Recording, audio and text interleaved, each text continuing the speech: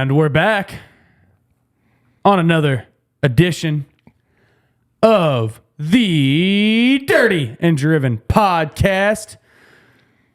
Coming at you live from the city that never sleeps. Beautiful downtown Ponca City, where they got Christmas lights up and angels flying around outside of our studio window right now. Not that any of you would know. This is the show where we bring people to the blue-collar world, teach them how to kick ass, but you probably already knew that if you've been listening for a while. If you haven't, welcome. We're here to gain, train, and retain people in the blue-collar world. This is a Tuesday episode where we have some fun. We talk about some sort of topic, and we just bullshit and have a good time, just like you would if you were with your blue-collar buddies. We also have our Friday episodes, if you're new here, and that's usually where we get a guest on who knows what the hell they're talking about, what the hell they're doing, stuff like that. I am joined today by the wonderful and talented, award-winning Mr. KCD. How are you? Dude, I was just practicing talking to James about being camera ready, and anytime your picture gets taken, I don't know if anybody knows this technique. Debo was the one that taught me it, but anytime someone gets ready to take your picture, a lot of us, and then this ties into Thanksgiving. Thanksgiving turkeys have gobblers, beards that hang down. Well, a lot of us, even if we are skinny, here goes my hedge, a lot of us have the old double chin gobbler. Yeah, like I found out that I have one big time on camera, and I'm not denying it. But right before your picture gets taken, if you will swallow your tongue like that, I was swallowing my tongue for the audio listeners out there. Yes. Dude, you'll lose 5 pounds on your double chin just by swallowing your tongue for the picture. And then you can breathe out when it's done. Yeah. It's kind of tough to breathe when you're swallowing. I do that too. I hate pictures. I really do. So I saw a comedian a couple weeks ago, and he made the comment. He goes, do you ever see a picture of yourself and you go, damn, am I that ugly? And he's like, you don't think you're that ugly. Maybe they caught you at a bad moment or something, but he's like, the camera ain't lying. And he's like, and you want to ask your friends, am I actually that ugly? But you're really just afraid of the answer you're going to get. Yeah. And that's kind of me, man. I see pictures of myself. I'm like, golly, these pictures suck. Yeah, that's why you got to find someone that loves you unconditionally, man, that for all the flaws that you got, they look past it. Oh, I thought you were going to say that they'll be honest with you about it. Well, that too. I mean, they can be honest, but... It's like a guy told me one time, he said, man, you'll know who your true friends are whenever one of them tells you if you have an ugly baby. I was like, yeah, I think all my friends would do that. Another trick Debo taught me too is the old like senior pictures. To where if you're getting ready to get your picture taken, do the old deal to where you have your hand underneath your chin, kind of like you're looking all sophisticated, but all it's doing is covering up the old double chin. The stoic look. Yeah, but it's covering up the double chin. Or what's that statue that has the guy with his fist, kind of like the thinker? Is that what it is? Yeah. That's why he's doing that. He's got that deal there because he's built like a brick shit house, but he's got a double chin and he wants to cover it up. That's why the thinker has his fist underneath his chin. Yeah, but dude, he had to hold that for God. How long do you think he had to hold that? Days? He's still holding it. Oh yeah, for them to carve the. Yeah. Yeah. I mean, it's not like they had cameras back then. They were just doing it. What was was it Pompeii? That was the volcano that pretty much froze everybody in place. Oh, city of Pompeii, yeah. Yeah. Maybe that's what happened to the thinker, to where he was sitting just like that whenever the big eruption happened and he's frozen. Well, hell, I think he's butt naked, so maybe he thought that he ordered a prostitute and he's just sitting there like waiting. The way he's sitting like that, he could have been on the shitter. Well, that's true, but I was going to say maybe he's, just butt naked waiting on a woman. That woman walks in, turns out it's Medusa. Turned him to stone. Could be. Oh, yeah, that's a good point. Mm-hmm. Or maybe he just gets naked to take a shit. Can't blame him. Just like kids back in the day, and our little grandson too, he says there's a couple of kids at school that whenever they go in to the restroom to pee, there's still a couple of them that pull the pants all the way down to their ankles to pee. So all the other kids, you can't help but, bullying, but they all kind of giggle because they go in there and the little butt cheeks are hanging out. Dude, can you imagine? Can you imagine like an adult doing that in a real full-size bathroom? Yeah, just, what the fuck are you looking at, man? I gotta take a piss. Yeah, just like they walk up to the urinal and still do that. Yeah. Oh, that'd be so funny. I'd love to see. I'm sure that people do that for like prank videos or something. Yeah. They still go and like Yeah. do that whole thing. But I don't say I'd love to see that, but I would. Yeah. I would love to see somebody intentionally put themselves in that situation. Maybe that. Are you in a fantasy football league? Nah. If somebody has a fantasy football league and they haven't figured out the punishment yet for the loser, maybe that's it. Oh, You got to go into like an airport bathroom, or maybe not an airport, but like a public bathroom, and you got to pull your pants down to your ankles and take a pee. Yeah. That'd be a good one. Are you in a fantasy football league? No. Oh. I did fantasy football twice. It's not really my thing. I don't keep up with the NFL. Yeah. I'm not a nerd about it, and everybody's so annoying about it, in my opinion, in the leagues. But I did it the first year I ever did it. I didn't know anybody. I didn't know what I was doing. I just went and picked. I just picked whoever it suggested to pick. I was like, all right, I need like some wide receivers and some quarterback. I kind of Googled basic strategy of like what positions to get first. Your running backs, your wide receivers, all that. And then I ended up taking Patrick Mahomes. I don't think it was like his first year he really started. I ended up picking him in like the third round. Everybody's like, why the hell did you pick a quarterback in the third round? I was like, oh, I don't know. I didn't. Well, dude, he ended up like just winning that whole league for me. And I won the league. And like, there's all these guys that like, there's two of them that I was in college and they were like sports majors and they researched it. And every single time anybody made a pick, they just sat there and they would have their take on it. They'd be like, oh man, like they were basically enunciating our fantasy football draft. Like, oh man, that was a dumb pick. That was a hard pick on this guy's part. Or, oh man, that was actually a pretty good pick on his part. That's surprising coming from him. They just were shitting on everybody every single pick. And, that's good. End games, man. And then it was very satisfying whenever I won the league. But then what sucks whenever you're with those people is they just sit there and they're like, yo, that's such a fucking fluke, and you didn't even try. You just like randomly picked them, and you didn't really worry about your lineup every week and all that, and you just won. That was bullshit. So then they don't want to recognize your win. And yeah, you didn't invest the time and the research. Yeah, dude, that goes the same with voting. I mean, we don't. Here it goes political, but what gets me about voting is, let's say you were a well-educated person on all the politics, all the policies that are going up for vote, right? You've spent hours and hours, days on end, researching the candidates and everything, and you go in and you cast your vote. You check over here, yay, nay, and all this shit. Then you can have some Joe off the street fucking walk in and just do everything opposite. They haven't looked at shit. They're just walking in to vote, and they can negate every single thing that you did. Yeah. I mean, I see what you're saying. I mean, because a lot of people just walk in straight party it. I don't think it's quite the same with fantasy football because, I mean, you're still competing every week. You see my see your point. Analogy. Yeah. Dude, This is more like you're playing pool against somebody that you can just absolutely smoke, and then you accidentally like hit the 8-ball in or something like that. You know you're way better, but then it's just like, oh, shit. Well, just they won on a fluke. I could debate somebody like no other that's getting ready to vote on a bunch of stuff, Mm-hmm. And they might have a zinger, or they might get Biden in, even though I was adamant that Trump was going to get in, Yeah. So they were the ones, even though they weren't educated, they were the ones that won. Yeah. I don't know, man. Hey, but I don't do fantasy football anymore because it's kind of along the same lines. I used to have a FanDuel account. I think I still do. I think I still got a little bit of money in there, and a DraftKings account. And OnlyFans? Yeah, and they give you a certain amount of play money to build your roster. And so if you pick like a Patrick Mahomes or a Christian McCaffrey, any of those guys, they're a lot of points. They're a lot of money. They're like $8,000, $10,000, $12,000 out of like a $64,000 total pool. And dude, by the time I got halfway from picking my team, I'd be out of money. You know what I mean? So I'd be down to like the little $500 guys, you know, the guys that might not even get to play.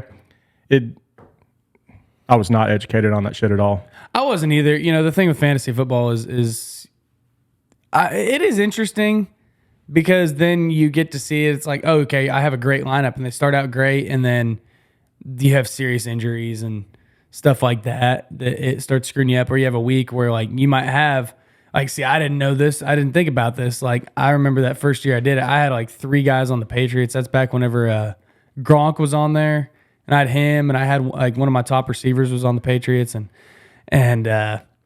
they had a bye week, and so like my team just went down the shitter because like everybody, like everyone on my bench sucked, and then I'd forget to change the lineup. It just like I made it to the playoff round, and then I just beat everybody there, and man, those guys that are into it, they get so pissed, like they're just way too into it.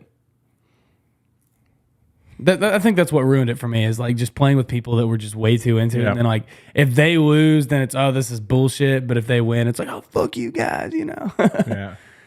Nothing like a little competition though, man. Yeah. Yeah. Anyways, I don't even remember why we got on that, but dude, you got to meet your hero this week. Is it true what they say, you should never meet your heroes, or was it No, it was everything that you see. Everything that you see is what was presented. Now tell everybody who your hero is. Well, I've talked about him before, but you've talked about him. It's the guy that's going out there and doing the Lord's work, Alex Rosen. He actually came through Oklahoma. He had a court date that him and his crew had to go to in Osage County, and my wife follows them pretty much big time and communicates kind of on their pages and stuff. And she had let them know, should they ever be coming through Oklahoma and through our area, to let them know that, you know, if they ever needed anything or wanted us to buy them lunch or anything like that, then we'd do it. Well, sure enough, they took us up on it on the way back from court in Osage County. So they were over in Pawhuska. That's the county seat in Osage County. And, Pawhuska's only less than an hour from here. I'm out at work, and I kind of knew that they were around, but there wasn't 100% that they were going to be here. Well, sure enough, they were like, hey, we're done with court. We're less than an hour away, and I was out at work, so we decided, fortunately, we'd meet up with them, and I got somebody to cover for me, and we ended up taking them to that steakhouse where you got to ring the bell to get in. The one that I go to in person once every 3 or 4 years. Dude, I go there all the time. The Rusty Barrel, that's a solid place, man. Good people that own it too. I'll give them a plug any day. Yeah, well, it's a very, very, very special event. Should I go, especially going in public and sitting down? I just, you know, social guy. I kind of stay out of it. So we decided we'd treat them to a good steak dinner. Those guys rolled in, him and his 2 crew members. And, yeah, dude, we sat down and had a good lunch, a good BS session, and they went on their way. So if anybody's not familiar, that Alex Rosen guy, he's his company, or the thing that he does, it's called Predator Poachers, which they go around and they pretty much bust all these child predators. They have pretty much decoys. Emily is the main one, but they have these decoys throughout the U.S. that these decoys will get confronted by these child predators. And the child predators will pretty much know that they're underage, 13, 7 years old, 11.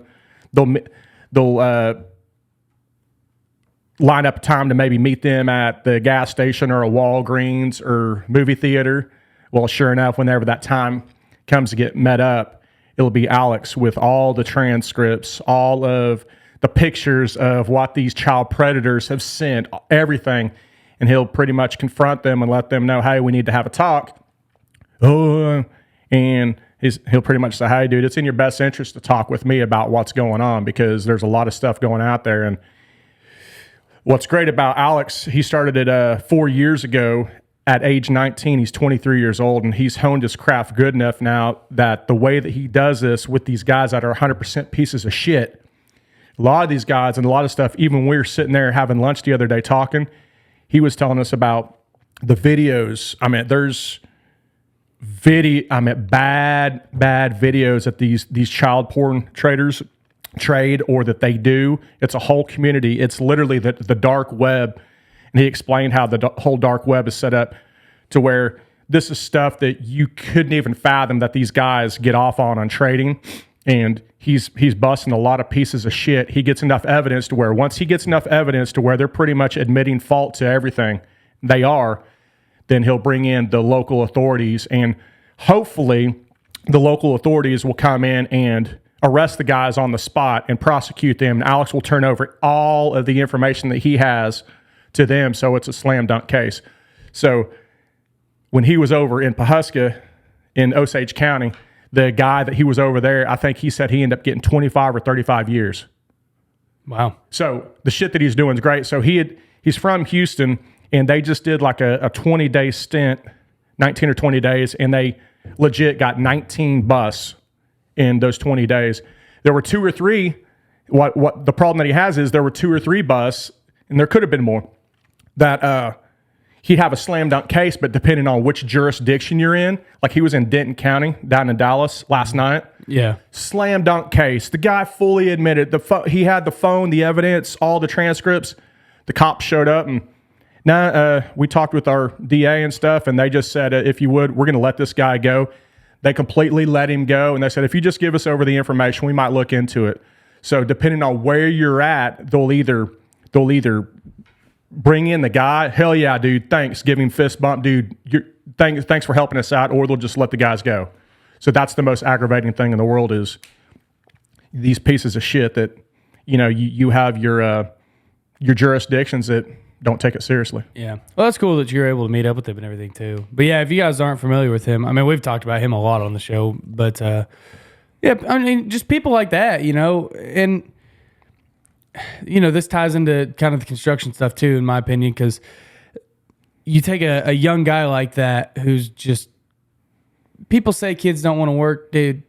I know a lot of people like that are in that age range of 19 to 25, and they are good, solid workers and stuff like that. They have to be motivated for the right reasons. And he found a purpose and he found a need, and he's going out there and he's attacking it. And I think that even though it's totally different than what we do and the work we do, I think that it just shows that, man, there's some young, hungry kids out there that do want to work and they do want to do this stuff. And if you motivate them right, you get them the right amount of pissed off. Like obviously he was to start this. You get them the right amount of pissed off and the right amount of hungry, then they're going to go after it. Yeah, and the other 2 guys with him, Pablo and Fernando, I can't remember the other Alfredo. guy. Alfredo. Yeah, see, I know that because I told Victoria, I was like, yeah. She said, I was eating at the Rusty Barrel. I said, oh, you must have seen Casey. She goes, yeah, I saw him there. She goes, I got to meet Alfredo. I don't know who Alfredo is, but I got to meet him. Awesome. Well, that's good, man. I'm bad with names, but so I asked him while we were sitting there, I said, man, how did you all meet Alex? How did you?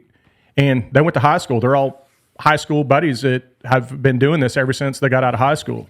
Wow. So the night before the court date, he had done a bus. He was up in Illinois the night before the court date, and they drove 8 hours straight and pretty much rolled right into court. They take turns driving. They're all in the same vehicle, and then they just go, man. It's like a band, but instead of playing music, they're getting predators. They're just touring, man. And yeah, and like I know what an adventurous deal too, dude. So I was sitting. Alex is a big dude too. I'm a decent sized guy. He's 6'3". He's a tank, man. And I asked, I said, dude, you ever get the adrenaline going when you're walking up to these? He's like, nah, man. And I don't know if it's because you become desensitized to that yeah, stuff. I think, yeah, but you know what I mean? Being an outsider that doesn't confront people with shit, man. Mm-hmm. Plus, like I said, he's honed his craft so well that he knows how to navigate the waters. And you watch these videos, dude, a lot of these guys they're not scary looking people. They're old dweebs. A lot, but not all of them. I mean, some of them. You'd be amazed. Firefighters, some of the people, it's a lot of the people, all walks of life that you wouldn't even expect. Dude, and that's why I think it's important to talk about this stuff, because there's a lot of people in this industry who could be lumped in that group. And I've learned this recently, man, how dark some of this stuff is. I mean, there's Facebook groups out there for all sorts of just screwed up shit. Seriously, I mean, like I was talking about it with people at work the other day, and they're like, man, one time I got added to this Facebook group, and they're just telling me about some of the stuff. I'm like, dude, that's disgusting. Like, I don't want to know. Like, that they weren't dealing with kids or anything, but it's just like, dude, that's disgusting. I don't want to know that stuff. Like, ew. And I'm gagging just thinking about some of the shit that they told me about, and imagine seeing it to a kid and stuff like that. But dude, it's the people among us. And, we talk a lot about mental health on this show. It all ties in, right? I mean, you got people that, whether it's screwed up backgrounds or whatever, eventually it gets to the point where they've got a screwed up head, and they might seem totally normal on the outside. They might seem totally normal to you and me, our coworkers, our, people that live and work amongst us. But behind the scenes, man, they've got demons going on, and they've got things going on that we would never know about unless they got exposed. Yeah. In fact, I had a friend who had a coworker recently that got busted, and for the same literally, it was the same deal. It was a sting operation, and I mean, it was, they got him to fly to like West Virginia or something, and the FBI was waiting on him. And it was a screwed up deal. This guy worked as an electrician or something like that. It just regular guy. People knew him, people liked him, and there was this screwed up stuff going on like that, and he got busted, thank the Lord, in another state. So he really got it given to him, I think. But yeah, dude, there's literally parents out there that don't respect their kids, or they see a financial advantage with their kids to where they'll pimp their kids out. They'll literally pimp their 6-year-old, 7-year-old, and they'll get in groups to where they'll share their little kid with some fucking sickos that will pay some money, and it's all a bit, dude. It's so. Dude, I know somebody that he adopted a kid, and they first got this kid whenever he was 13. He was in the foster system, and he lived at probably 20 different foster homes. And there's people that use the foster home system to make money because they get I think it's like $2,500 a month per kid. Mm-hmm. So like he was saying at one point, his adopted son, who's basically my age, I think he's right around my age. He might be a little younger than me, but there was one point where he lived with his family for months in the foster system, and they used it as a business. In fact, he said he was going through the foster orientation deal, and there were people who were asking him, "Are you actually like trying to help these kids, or are you doing this as a business?" And he's like, "I'm just trying to help these kids." And he said most of those people there, he goes, "I wouldn't trust them to watch my dog."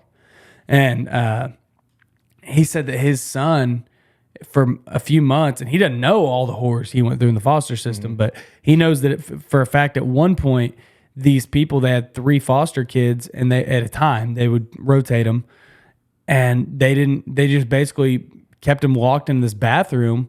And if they started getting noisy or unruly, they would duct tape them to a chair and gag their mouth so they couldn't yell.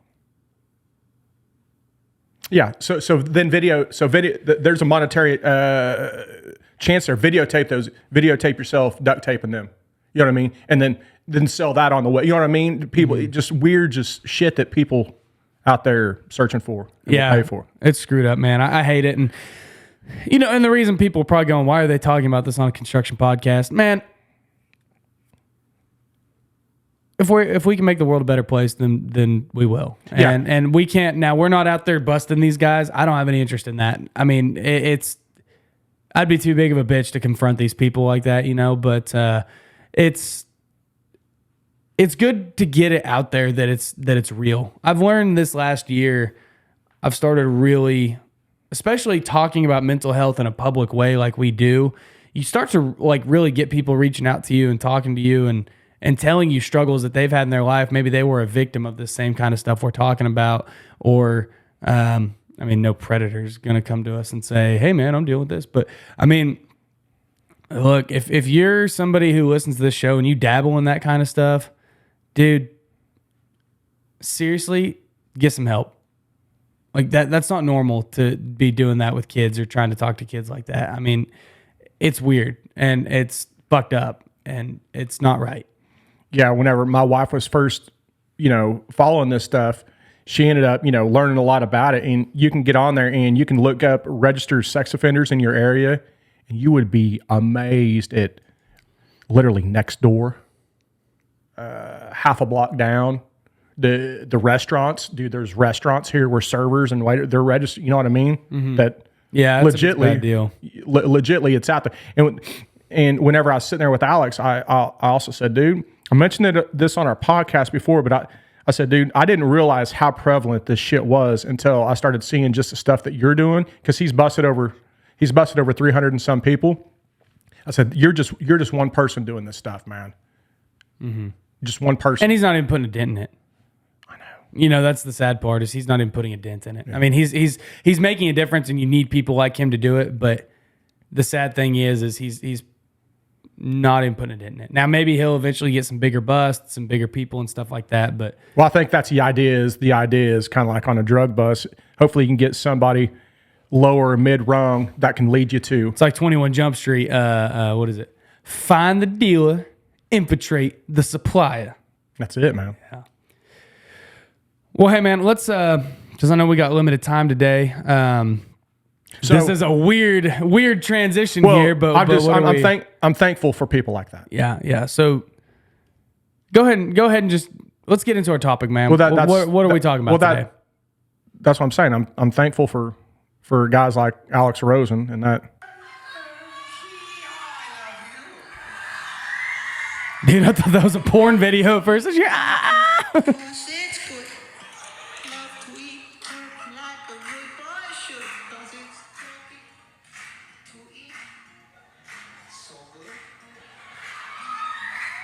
That's a Thanksgiving song by Adam Sandler. Yeah, man, it is. Since Thanksgiving's here in a few days, once this thing gets released, I figured we'd give a little shout out and let everybody know how we need to be sure to give thanks to those that help us out in life, whether it's family, friends, or co-workers, or employers, or employees, just the whole gamut of people. Yeah, dude, this is one of my favorite holidays, really and truly. For one, it's a 4-day weekend, right? So that's pretty badass. Do you work over the weekend? Thanksgiving weekend? Yeah. Yeah, I'll end up going. I'm off right now. I'll end up going in Friday, Saturday, Sunday night. Oh, okay. Well, at least you're not working on Thanksgiving, I guess. But if you call that working. Yeah. Yeah, but I mean, we got to keep that product moving in the pipes. Yeah. Old shift working. Big old pile of shift work. Yeah. But this is one of my favorite holidays because, like I said, for one, you get a 4-day weekend, so it's a pretty nice rest for the people that don't work shift work, and you just work regular hours. Most people get those 4 days off.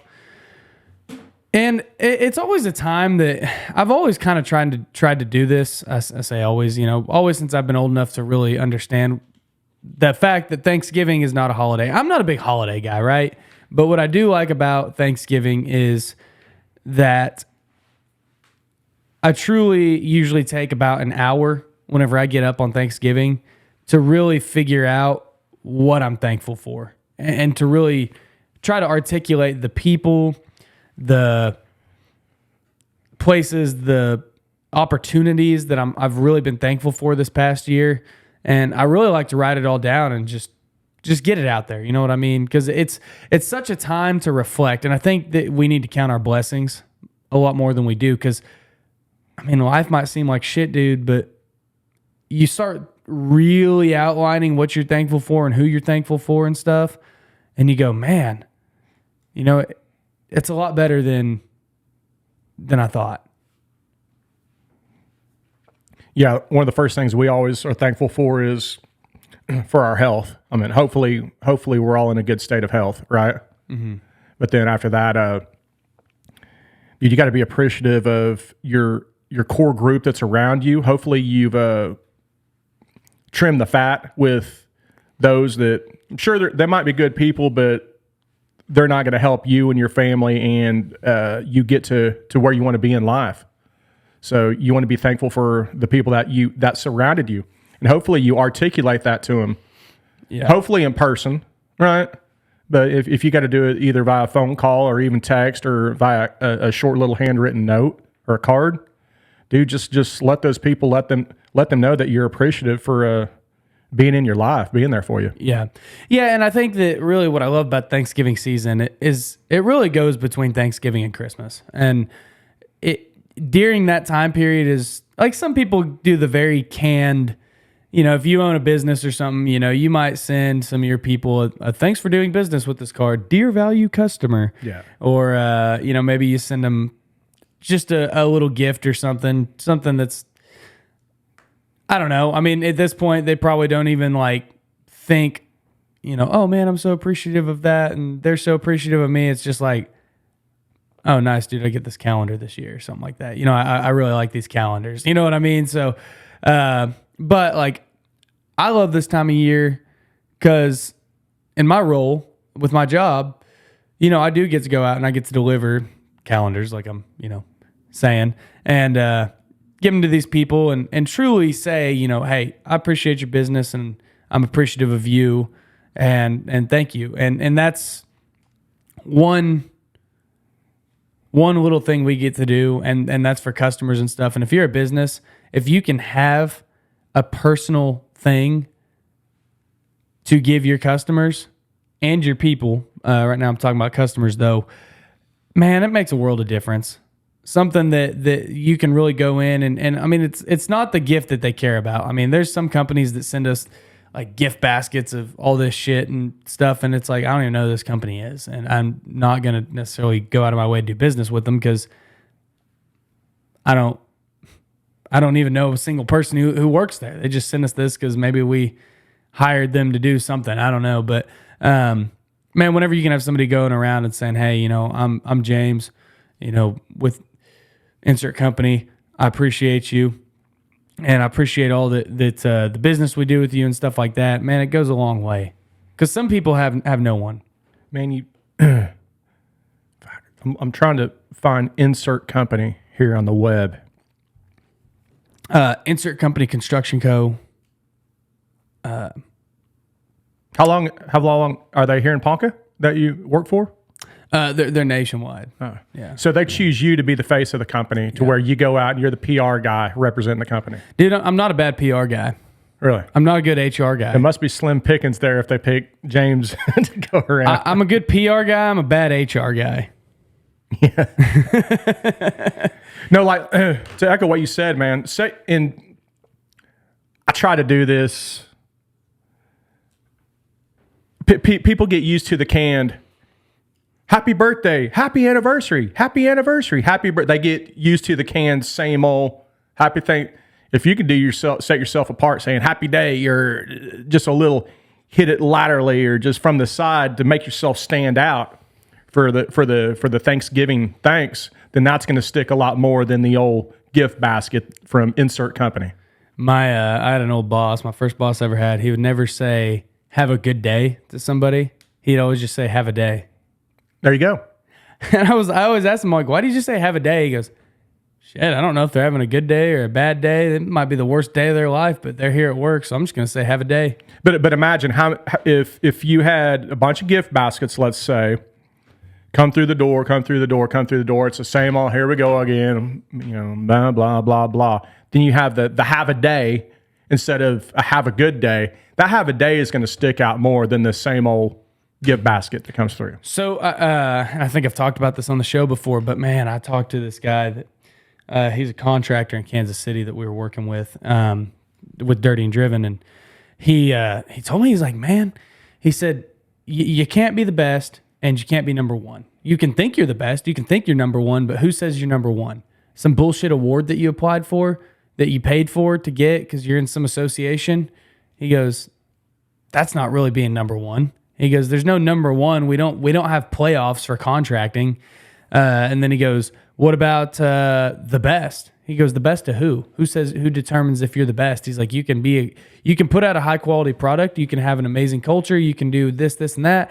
But there's other companies doing that too. So who's to say that you're better than them or they're better than you? He said, do you base it off of revenue, profit? He goes, we don't know each other's revenue and profit and all that good stuff. And he's like, do you base it off your office? No. I mean, he goes, there's no real metric to say if you're the best contractor in town, unless you're the only one.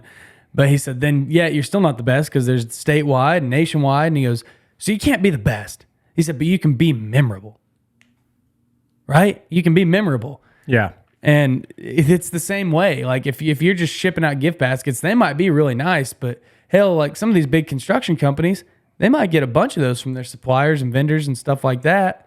So are you really that memorable? No. But if you have somebody come and, or you write a handwritten note and you're really just, hey, thank you for your business and stuff like that. We appreciate you. Hope to keep doing business with you. It means a lot. That's memorable, dude. Yeah, and if you're hoping to make an impression, do like we're saying, set yourself apart. Think of the normal canned thank you or whatever it might be, and set yourself apart. And that can also go with future employment or for even a business searching to hopefully get some work from maybe a certain consumer. Set yourself apart. Because when you set yourself apart, like as we said, it's more memorable and it's going to stick. Dude, this is the time of year too to really practice that. Because like I'm not a super sentimental guy. Okay. I usually, if somebody gives me a card, if it's just a card that they bought and they signed it, I read it. I'm appreciative that they thought of me. I'm appreciative of the sentiment that they sent me a card for my birthday or for Christmas or for Thanksgiving. But if all it says is just like, Merry Christmas, signed, Or stamped. Stamped. Yeah. Or like that weird printed signature that people try to do where they make it look like handwriting, but it's actually printed. That's weird.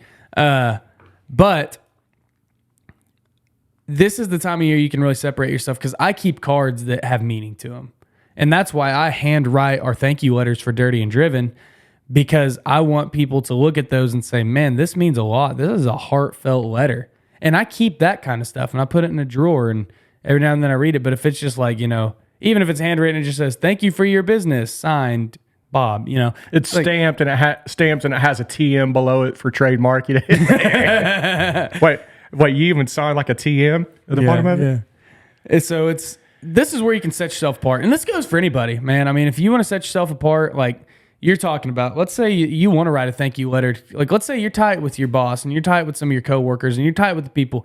Man, a little note that just says, hey, man, and I see people do this, and normally they do it in a private way where people aren't, seeing them. You walk into the crew and you hand your boss a letter that, for Thanksgiving or Christmas or something, everybody's like, you're going to get roasted, right? But, I mean, hey, if you do that, just say thanks for everything you've taught me this year. So, I'm appreciative of having you in my life, appreciative of working here, stuff like that. That's pretty cool.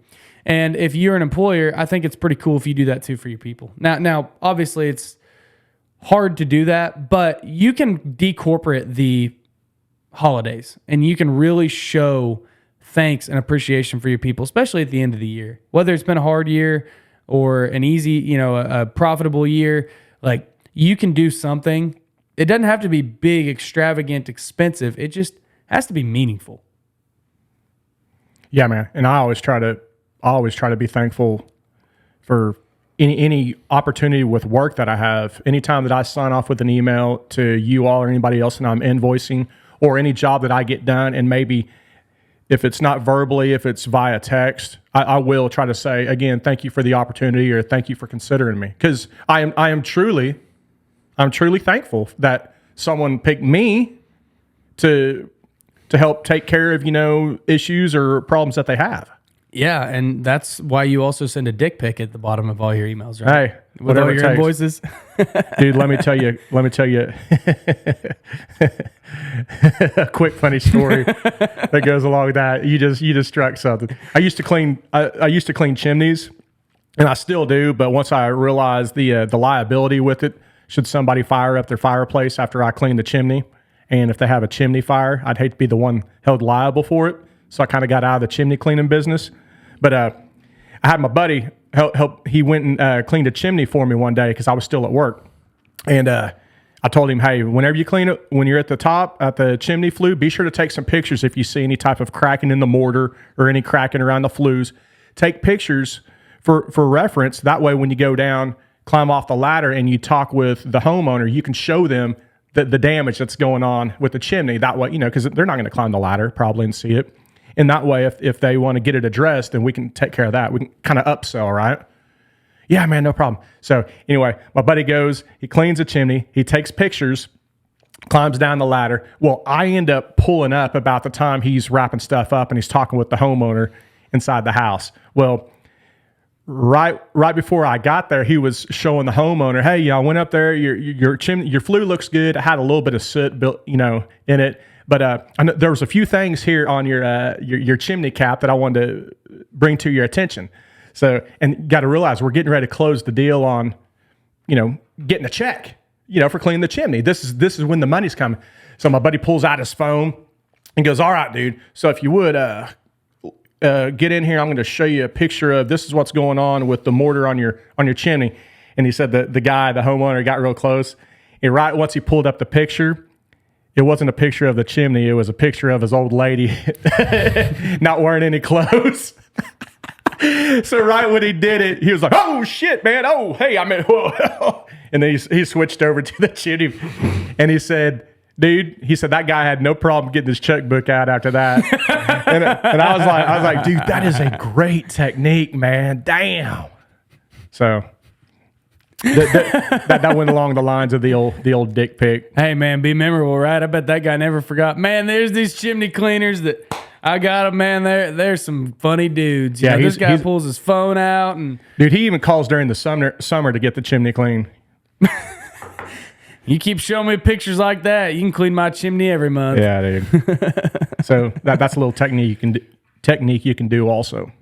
That's funny, dude. That's absolutely hilarious. But yeah, man, showing thanks for stuff. It's a whole season, right? And again, I'm not a holidays guy. Like, I don't. Our house is decorated right now, but it's not because I did that. You know what I mean? It's Victoria likes it and she wants to do that. Great. And I'm happy to make her happy, decorate it and everything. I'm not anti holidays. It's just I don't care that much about holidays and birthdays and all that. They're another day, right? It's they should be recognized. I believe in the religious connotation of like Christmas and stuff like that, and I'm all for that stuff. We can talk about that closer to Christmas time. But as far as Thanksgiving goes, like I know there's a lot of controversy around it too, and people are, now all of a sudden it's trendy to say that Thanksgiving's bad, stuff like that. Whatever. I'm not going to get into all that. I haven't heard that, but keep going. Well, and people get into it, that it's racist, a holiday. Oh God, dude. So it's a whole thing like that. Dude, whatever it is, whatever you believe, whatever founded from it, dude, you can still take that day to reflect and be thankful. And, are those people who are anti-Thanksgiving? Do they not take Thanksgiving pay, or do they still go to work on day, when they should be off on Thanksgiving? I don't know. I'm sure they take those days off, even though they're anti-Thanksgiving. I'm sure if they get paid holidays, even though they're anti-Thanksgiving. Fuck Thanksgiving, but no. But make sure. But what are we doing this weekend? But make sure you pay me for Thanksgiving being on. But fuck Thanksgiving. But what are we doing this weekend? Yeah. I don't know, man. I'm not going to get into all that stuff. I'm sure that there's actually not that many people who think like that. I know that there are people that. I know a couple who try to do that because it's trendy and stuff. Oh, yeah, Columbus and breaking the bread and all that. But either way, man, it's a day. Man. It's a day intended to be thankful, right? So I don't know. Whatever you believe it started from, it's a day to be thankful. And I just want to start, and I will say a few things that I'm thankful for. For one, man, I'm going to look you in the eyes, Casey.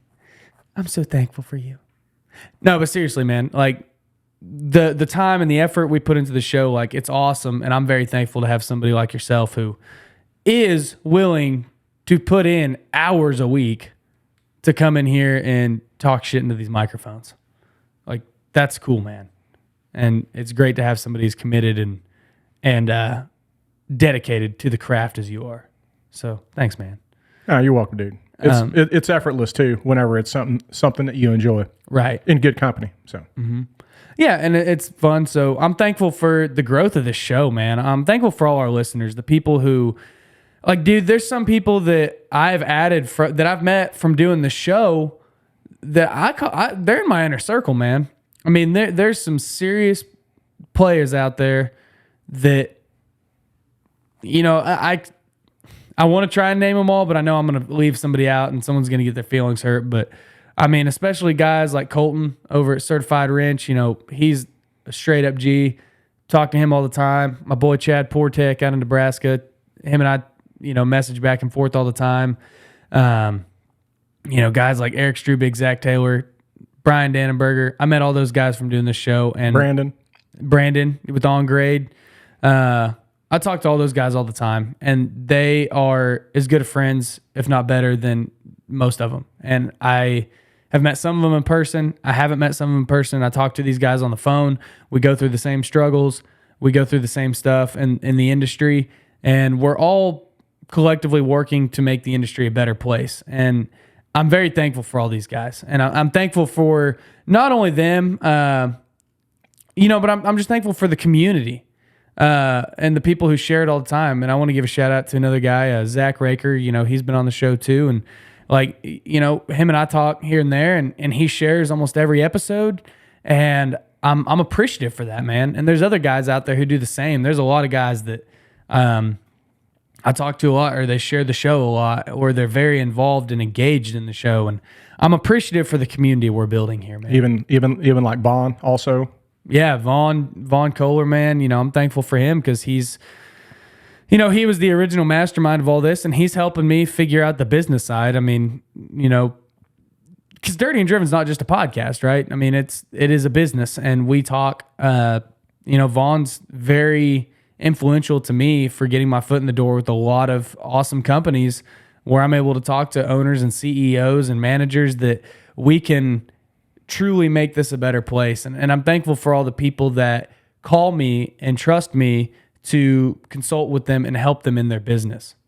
I mean, although our consulting pool is not huge right now, the people that and the partners that we work with are incredible. And the people that I get to talk to and we work through problems. Because I think, you know, sometimes whenever people listen, they forget that we're not just podcast hosts. I mean, you and I are working, and we're in the industry, and we're doing it. And it's very awesome to be able to help other people solve similar problems that I've been around, and to consult with these people and to help them figure stuff out. I mean, I was on a call with a guy just yesterday who lost a top dog, and it was like, all right, man, you know, let's talk about it and make a plan moving forward, right? And I'm thankful for those opportunities that people trust me to do that. Yeah, and you never know when the chance meeting someone, how it's going to lead to many opportunities in the future. Mm-hmm. Speaking of someone like Vaughn, you know, because I know that, like you mentioned, Vaughn has been very influential and someone to lean on for us to help grow the podcast, man. And that's, I know I have the same people in my life too that it's been great. And also I'm thankful for you, James, for, you know, it's been over a year since you and I have been doing this little gig.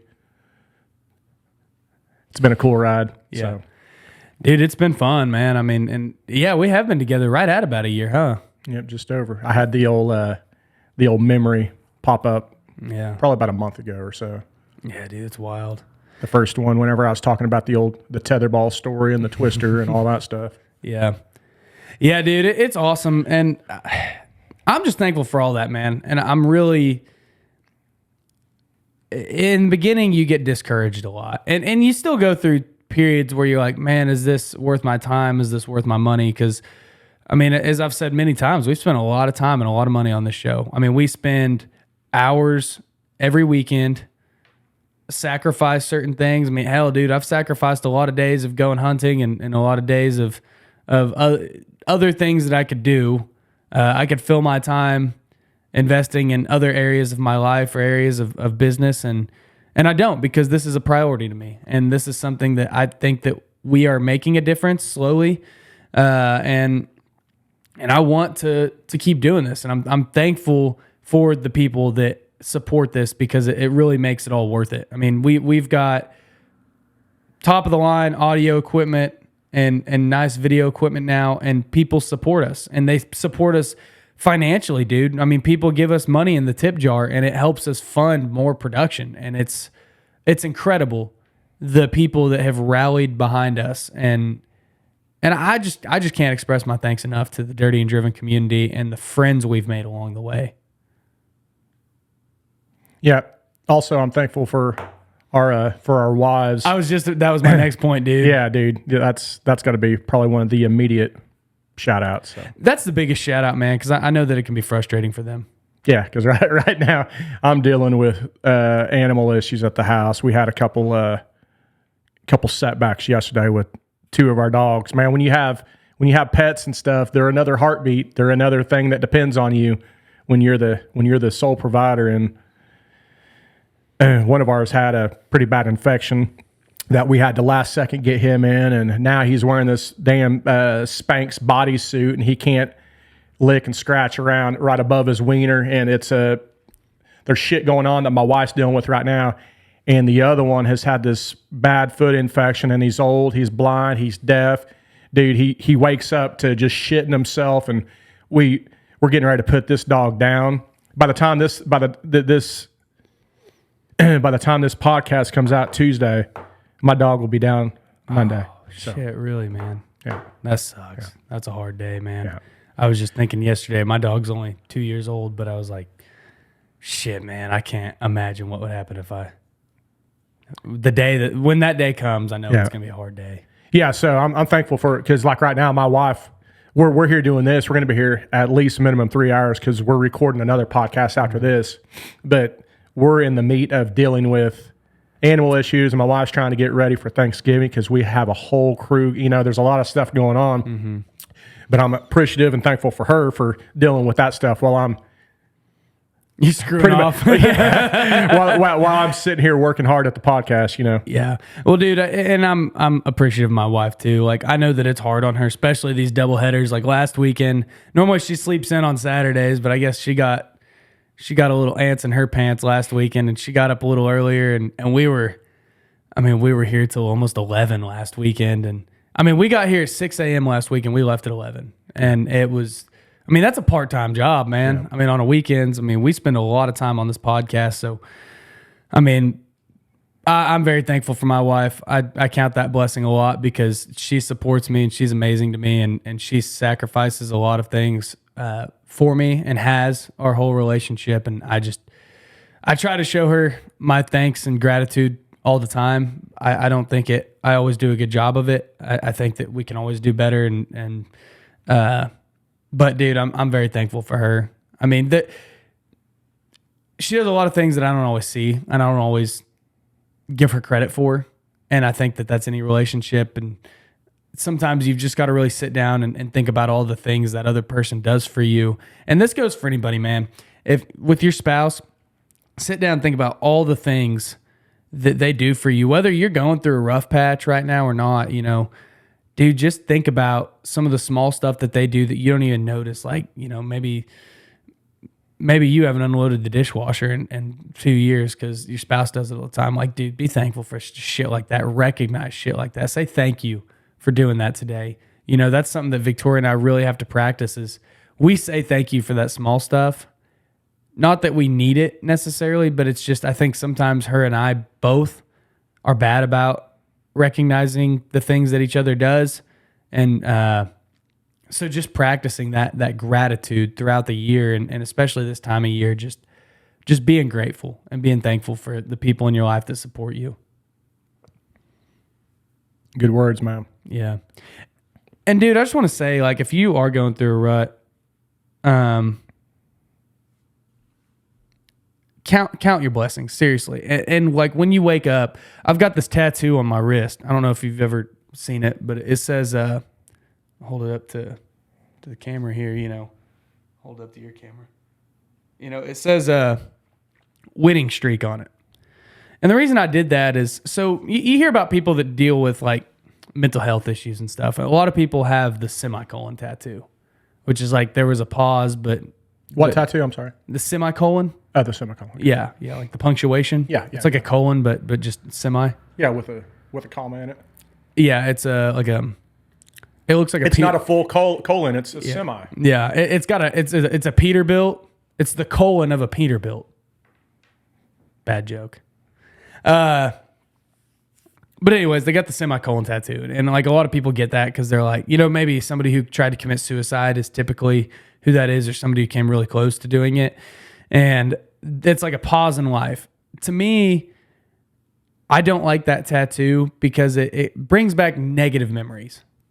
Now, for some people, that's like, hey, man, yeah, I went through this and I struggled with it, and that was a pause in my life, but I'm through that. I did winning streak because I deal with a lot of that kind of mental health stuff, right? And we've talked about it a lot on the show. I'm not going to sit here and give you a sob story, but I did winning streak because it reminds you to think positive. So if I'm ever having a bad day, I'll literally sit there and I'll pull my watch down and I'll stare at that tattoo and I'll be like, you know what, dude, I have a lot to be thankful for in my life. I woke up, I had a roof over my head, my bills are paid, my HVAC's on, I wasn't freezing or sweating. I made a cup of coffee that was absolutely incredible. I came into a very awesome job that I get to literally build the roads for our community and surrounding areas. I get to find work for 30 people and put food on the tables for their families because of what I'm out there doing. And I've got this podcast. I've got people in this community that are absolutely amazing. I've got friends that support me. I bet, I don't have a lot of friends and I don't have a lot of close friends, but I've got the ones that I do have are solid motherfuckers. I'm thankful for that. I'm thankful that I have a wife that loves me, and, I'm thankful for my dog, stuff like that. And it's these little things. It's winning streak because it's count your wins, right? Count the small things that, yeah, dude, your mom may have just died, or you may have to put your dog down, but then, and you can grieve that and you can mourn that. And I'm not saying to look past all that, but I'm just saying count the little things around you and just say, man, it's still pretty good. There's still a lot to be thankful for, even though, it's pouring right now. Because, when it rains, it pours, right? I know that in my life, whenever I have one thing go wrong, I have about 10 things go wrong. And I think that as is life, right? But you can sit there, and even though you're saying, man, everything is falling down around me, everything's crumbling around me, you can still sit there and say, man, I have a lot to be thankful for. I am on a winning streak. That's why I have that tattoo. Yeah, it seems like when it rains, it pours. I was dealing with that yesterday with the animal situation because, it got to the point where I was like, are you fucking kidding me, dude? Then it's on the weekends, or it's always on a holiday, or so it's always on not good time, man. But as I've mentioned before, you'll get through it. What doesn't kill you makes you stronger. And whenever we've got it, my wife and I have dealt with some tough situations, and we're both talking, that's the first thing that I do is I sit down with her and I'll let her know that, hey, first off, let's look at the positive of what's going on. We're healthy. We've got a healthy family. All of this, our health is good. Check. Then we've got a nice place. A lot of people, we might think that the situation that we're in right now might be tough, but there's a lot of people that are less fortunate than we are. So we've got good things going. There's a lot of opportunities out there, and with my drive is no matter what. One, I don't want to fail my family and my friends, but two is I'll always fucking find a way. Mm-hmm. No matter how down in the dumps is, I'm gonna get up and dust my boots off and move forward. Yeah, dude. And dude, I'm thankful for this type of shit right here too, man. I love hearing people's wins. A lot of people hit me up. I'm the guy that a lot of people hit up whenever they've got something bad happen. Hey, man, I need to talk, which is cool, man. I like being that guy. Sometimes it's hard to be that guy. That's one that you got to count your blessings. That, man, dude, I'm thankful people trust you. There's a certain something. My wife is that person too. There's a certain something where people will always reach out to her, especially in a super duper time of need, more than me. But that's a good quality that you have if you do have people that lean on you like that. That's a super duper good quality. Yeah, it is. And I'm appreciative of it. It can be hard, dude. And I have to count my blessings with that because there's times where I'm going through the shit. And, sometimes these people that call you to talk, they're not always the best people to talk to. Either they are broken people themselves. We all are, but either they're broken people themselves or they just, I don't know, they're not always great listeners. You know, they want to be talkers, and that's fine. Not that they're unwilling. It's just that they may not be the best person to really make yourself feel better. You know, I try to be that person that works, and there's a lot of people that hit me up, and I'm always down to talk and help people work through situations. I mean, that's what I love to do. I'm a problem solver. And if you call me and you want to vent about some stuff, I'll let you vent for a while, but then it's all right, dude, let's quit venting about it and let's start fixing it. And that's what I'm after. And sometimes that can be really exhausting, but I count my blessings. One, I count my blessings that people trust me to call me and talk to me about what's going on in their lives. And I've had some deep conversations since I started the show with people that I've never met in my life, but they trust me because they hear us, they know us, they think, you know, they feel like they know us because they listen to us all the time. And they're like, man, you know, hey, you got time. And there's certain people that, yeah, dude, call me. And we'll talk through some stuff. And that's awesome. But dude, what I also love is when people share their wins with me. Like my buddy, he works in the restaurant business, but dude, he's a grinder, man. He is a hustler, man. He works hard, and I've tried to get him to join the construction industry because I'm like, dude, you'd go so far in the construction industry, but he loves cooking, so that's his passion. That's where his passion lies. And you know, he's sitting here telling me that he got this job at this high-end restaurant in Denver. And he's like, dude, I've been working here for 2 hours and I'm already being trained by a Michelin star chef. And he goes, he just texted me. He said, I've been here 2 weeks. They've already given me keys to the restaurant. And they're going to give me a trial to become like the main sous chef. And it's like, dude, that pumps me up. Like this guy, doesn't have a college degree. I've seen him go through some shit, and now he's winning, man. And he just texted me that while we're recording. So I'm like, yeah, let's go, buddy. So I'm thankful to have killer friends too, man. I mean, people that from different walks of life, different avenues, that are just out there driven and kicking ass and trying to get better. Yeah, I can see him closing that deal on that. I don't know if it's being promoted, but having that trust, I can see it with any one of us if we go into a potential opportunity, whether it's business or just in personal. And if you're a genuinely good person that is doing the old looking in the eyes, standing up straight, shaking the hand, doing all that stuff to where people can see through bullshit, especially if they own a business and you're a potential hire, or if it's a potential friend in the future, they can see through bullshit. And I guarantee you, he sold himself within the first few minutes whenever he was talking with that whoever he's working for, and that's why they can see there's no bullshit with him, and that's why he's already where he's at. Yeah, dude, and that's him, and he's just a good dude, man. He works hard. He started in a Pizza Hut, and he's worked his way up to some pretty cool stuff. And like he was telling me the kind of money he's making the other day, and I was like, dude, you're making really good money for you know, being in the restaurant business. And like, he's telling me just kind of his potential that he could earn. I'm like, damn, dude, like that's like, he's doing really well for himself. I mean, and it's hard to do in that restaurant industry, man. It's hard to make a good living in the restaurant industry, but he's doing it, and he's trying to figure out his dream and live it. And I'm pumped that I can celebrate people's wins. So man, I'll tell you what, guys, learn to be thankful for yourselves too, just like he did, and send us some wins, man. If you've got some wins, like if you've recently gotten a new job or a promotion, or maybe you've done really well in your business that you own this year, or you've got some employees that you're seeing that are really starting to pick things up and you're proud of that, man, send us some wins. Don't just send us the bad stuff, man. Send us some wins. Like if you got bad stuff going on, we're here. We're here to help you. And we're here to consult, work with you through this stuff. We want to. And if you even want me to fly out on a weekend, sit down with you for a full weekend and make a plan, we can talk about doing that. Not for free, but we can talk about doing that and help you work through your stuff. But that being said, man, if you have some wins that you just want to tell somebody about, you're just so excited, dude, send them our way. Shoot us a message at Dirty and Driven, just saying, hey, man, here's a big win that I got this year.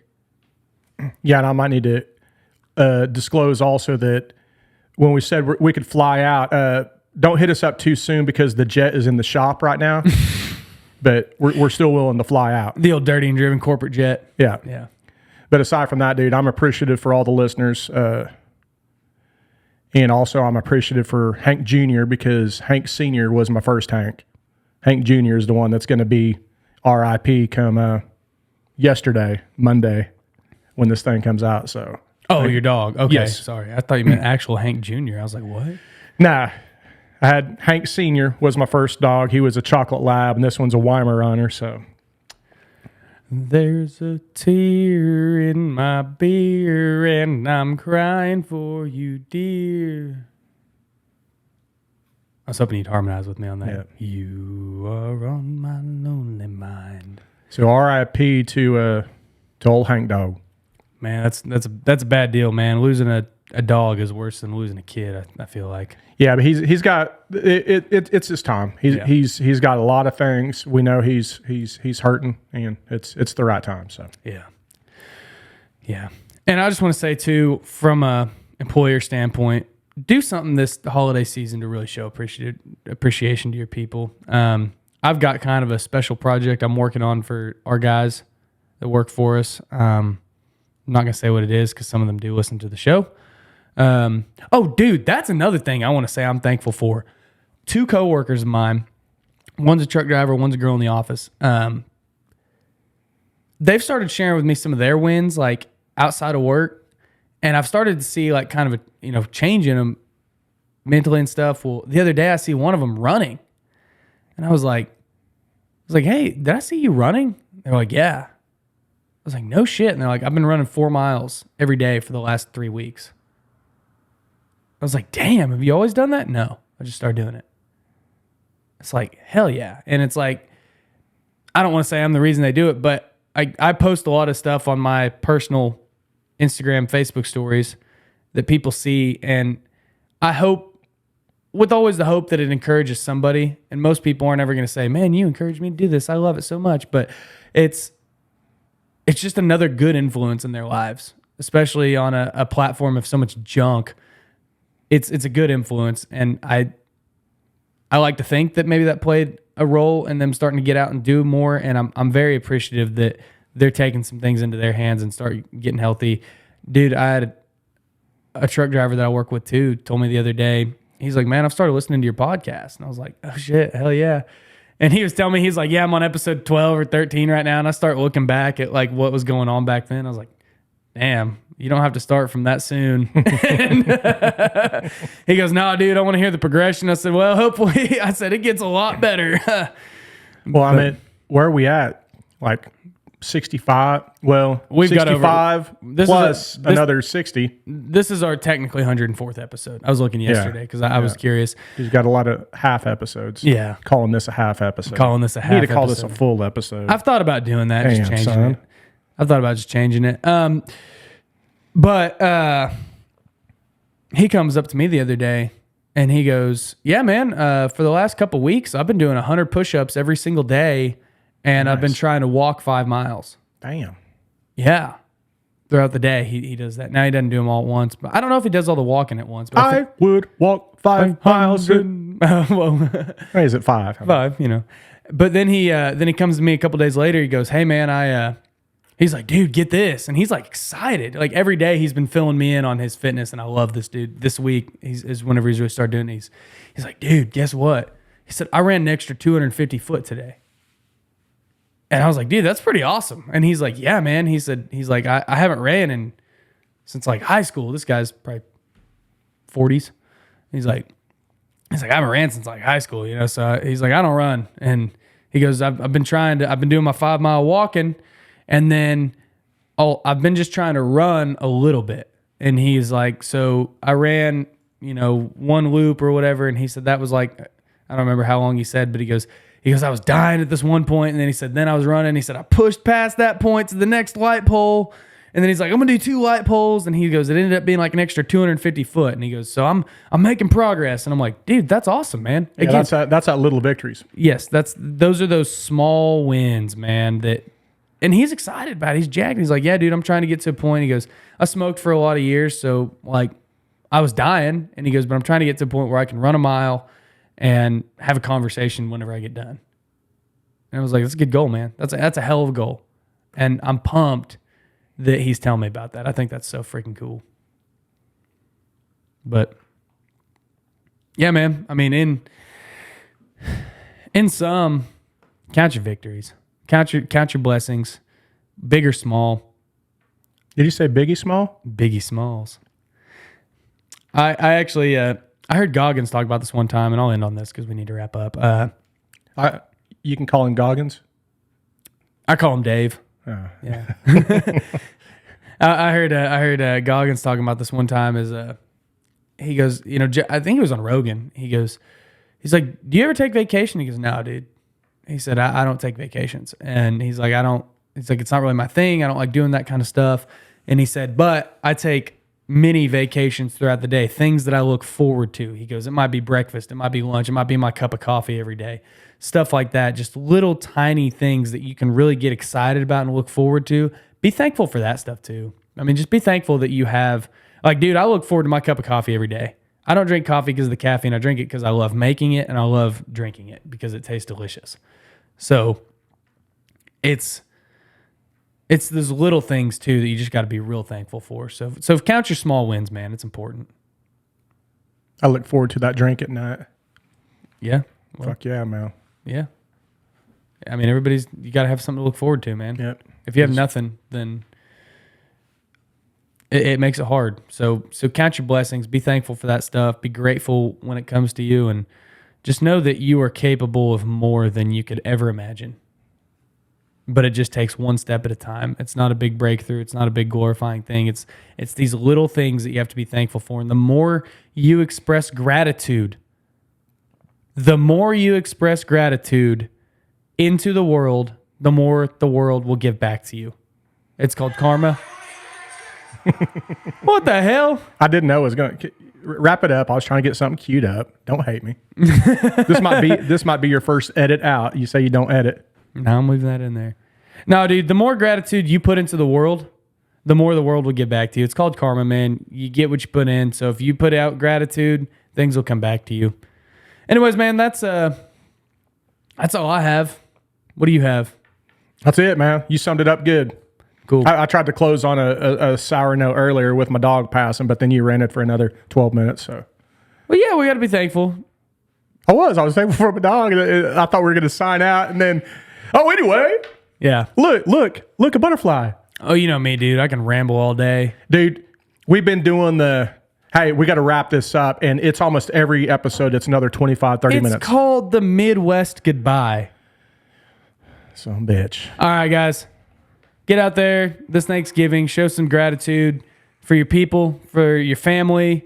Oh, yeah, my parents would be mad if I didn't say I'm also very thankful for my parents. Great people. Shoot some deers. That's with a Z. And just continue to push yourself and challenge yourself, even though it's the holidays. That grind don't stop. So do something hard today. Bye, God.